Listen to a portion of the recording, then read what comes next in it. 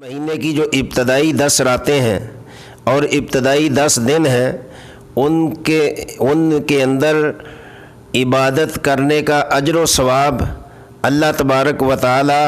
بنسبت دوسرے شب و روز کے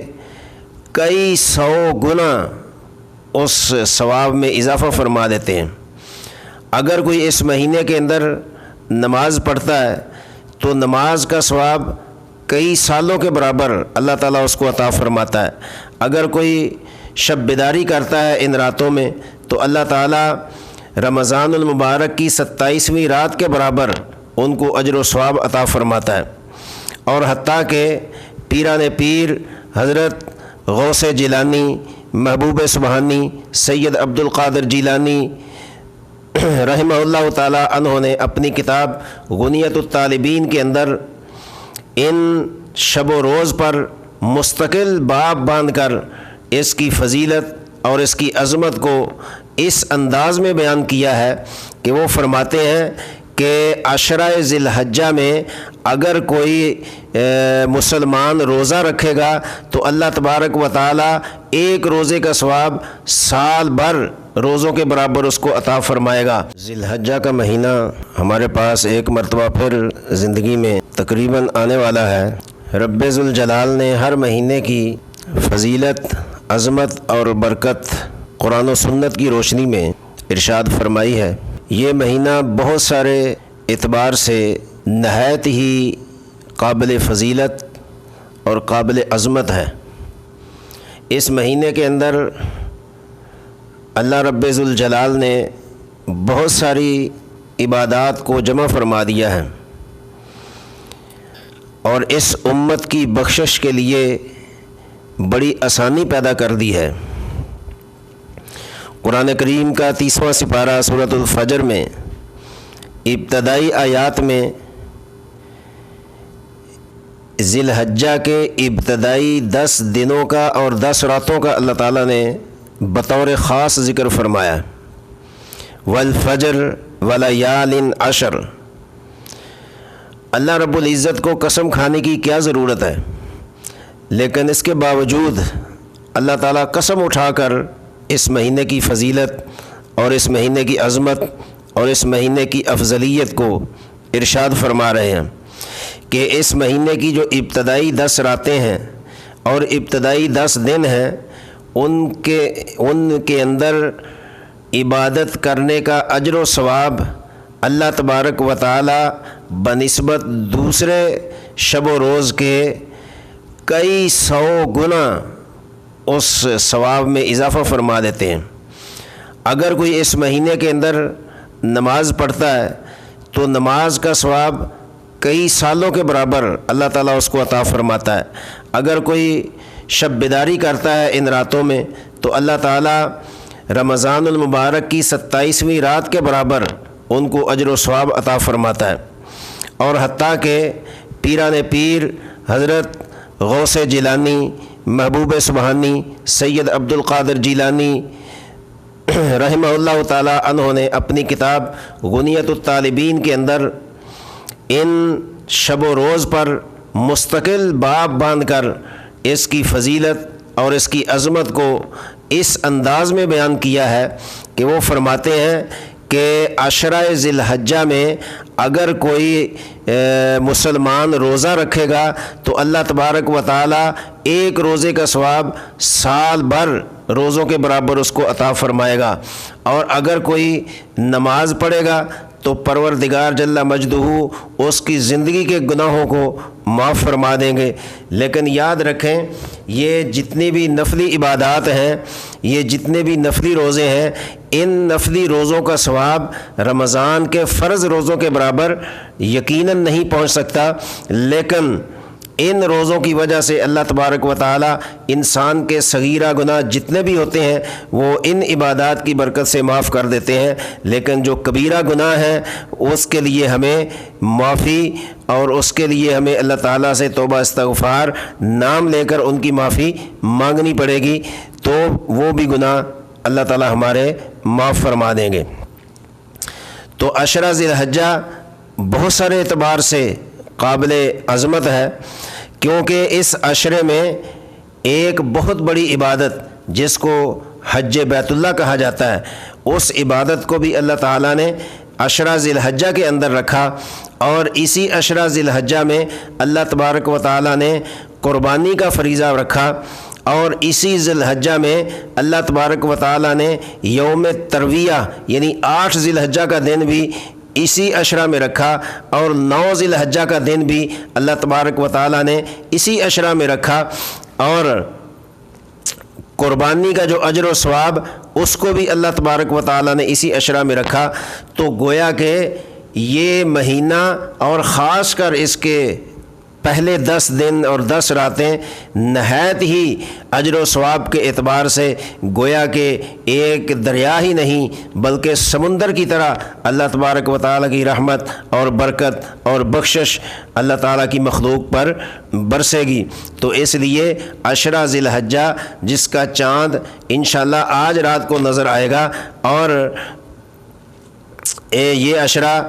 اس کی ابتدا ہو جائے گی، تو مسلمانوں کو چاہیے کہ اس عشرہ کو اس انداز میں گزاریں کہ اس عشرہ میں ہم سے کوئی گناہ سرزد نہ ہو، ہم سے کسی کی غیبت اور چغل خوری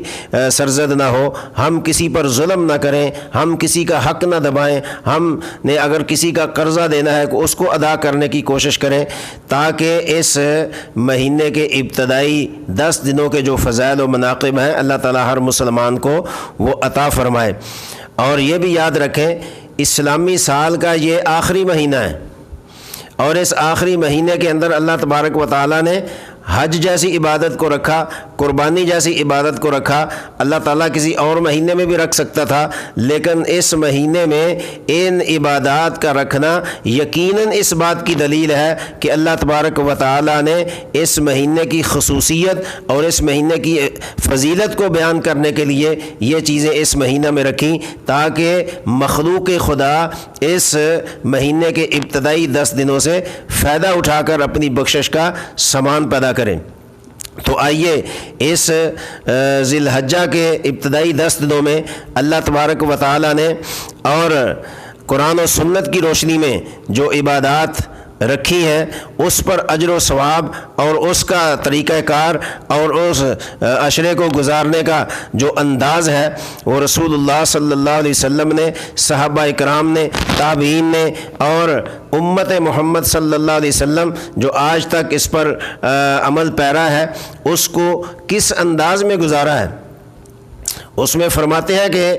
اس مہینے کی نمازوں کی پابندی کی جائے۔ سب سے پہلی چیز ہے نماز کہ ابتدائی 10 دنوں کی راتوں کی جو نماز ہے اس پر انسان پابندی کرے۔ نماز تو پورا سال فرض ہے، پوری زندگی فرض ہے، نماز کی چھوٹ تو ہے ہی نہیں، لیکن اس کے باوجود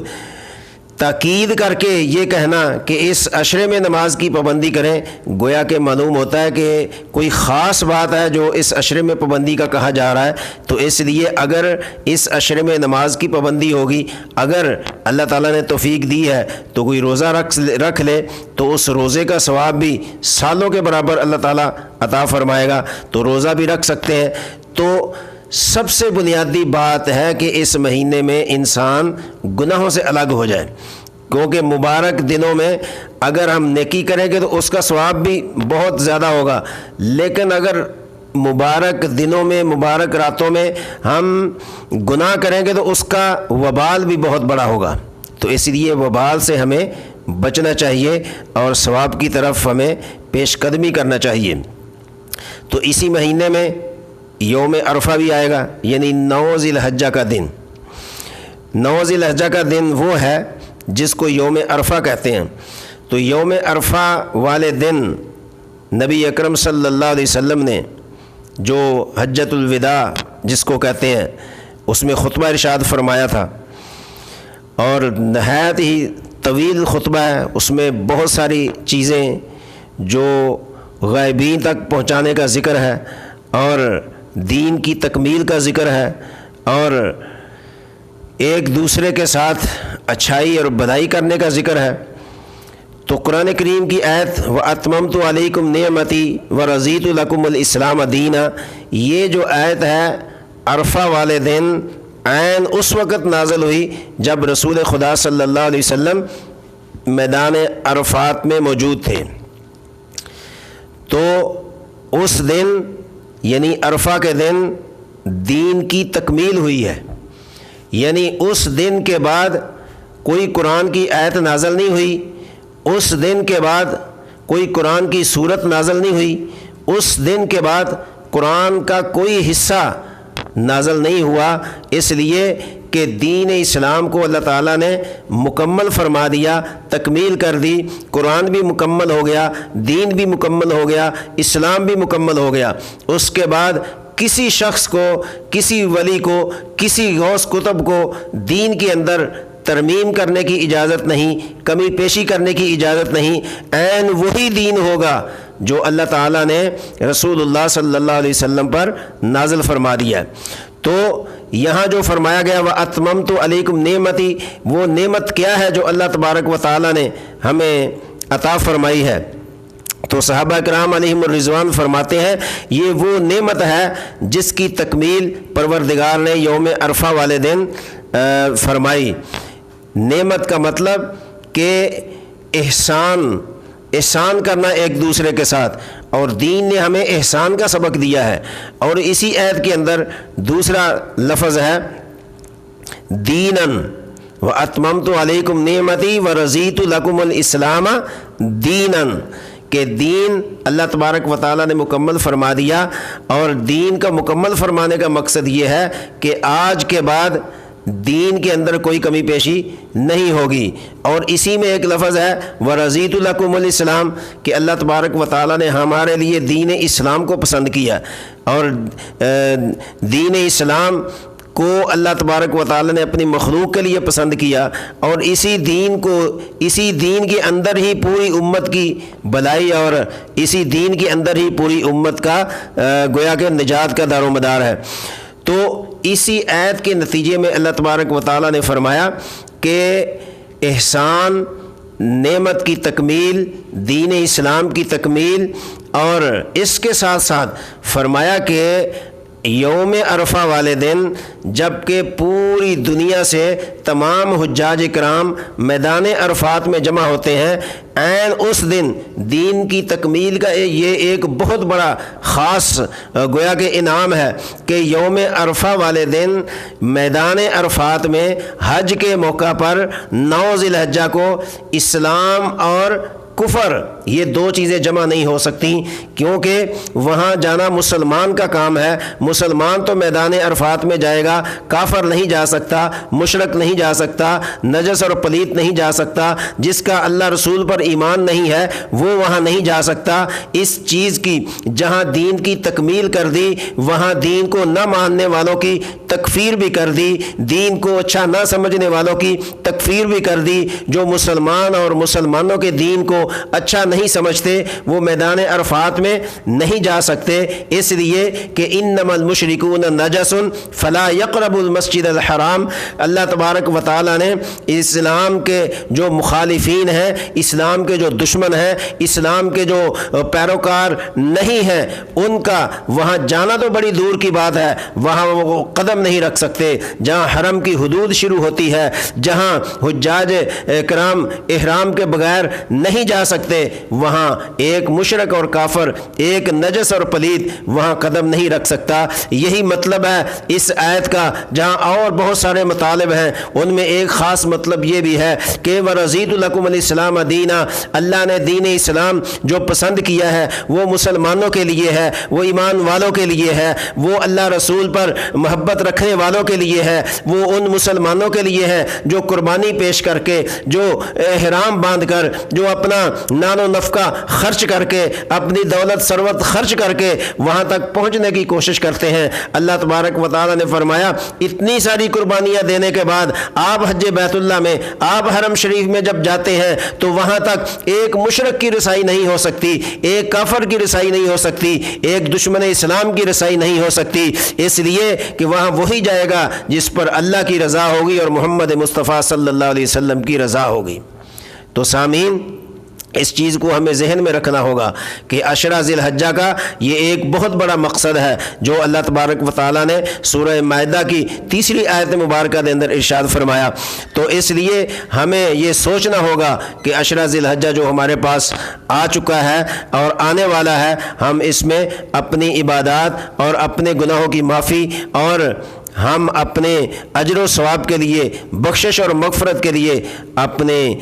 پوری کوشش کریں تاکہ اللہ تبارک و تعالی ہماری بخشش اور ہماری نجات، ہمارے آباء و اجداد کی نجات، ہمارے والدین کی نجات، ہمارے اساتذہ بزرگ مشائخ کی نجات اور ہمارے اعزاء اقربا کی نجات اور ہمارے جتنے بھی مرحومین